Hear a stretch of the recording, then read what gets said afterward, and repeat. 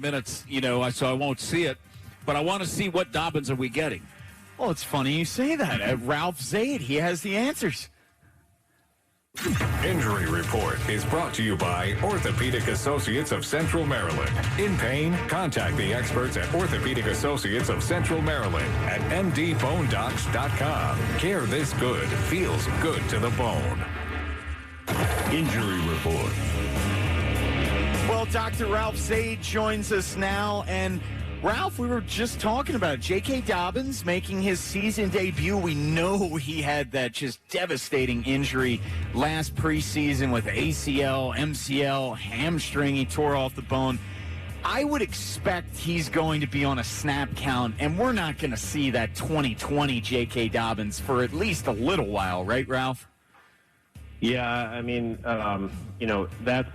that's a tough recovery. A lot of people don't honestly come back from that, especially at this level. So, I mean, obviously they've been practicing him. So, he's been getting a lot of time in, work on strengthening and everything. But I wouldn't expect to see him, at the top of his game yet after that kind of injury.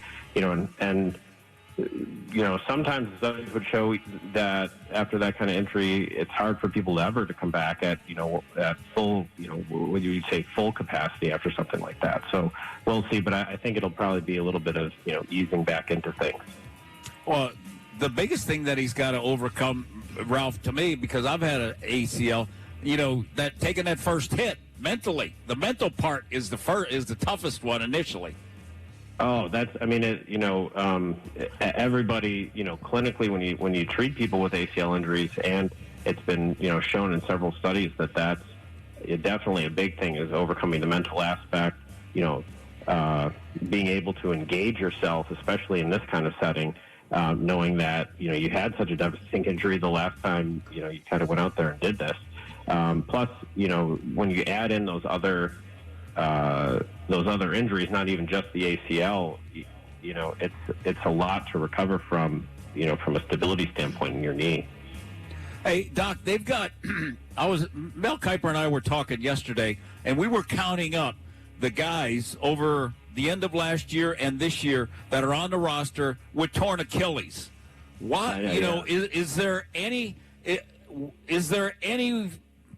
that causes it, or, is it too much lifting, or what, is there something that, because all of a sudden now they've got so many guys with torn Achilles?